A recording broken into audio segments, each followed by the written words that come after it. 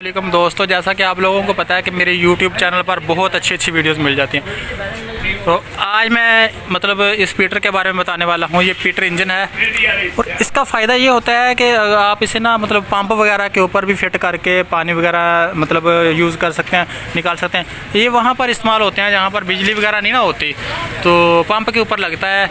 तो मैं इसकी आपको जो है ना मतलब पावर भी बताऊँगा कितनी पावर का है। और उससे पहले आप मेरे YouTube चैनल को सब्सक्राइब करके हमारे मेंबर बन जाएं। अगर ख़रीदना चाहते हैं तो हमारे व्हाट्सएप नंबर पर रब्ता करें, आपको ये मिल भी सकता है। और इसकी कीमत आप अदा करें और इसका किराया दें और इसे आपको मिल भी जाएगा कितने का ये है। तो भैया ये कितने का है? 9500। जी भाई, ये 9500 रुपये का है। इसकी पावर वगैरह कितनी है?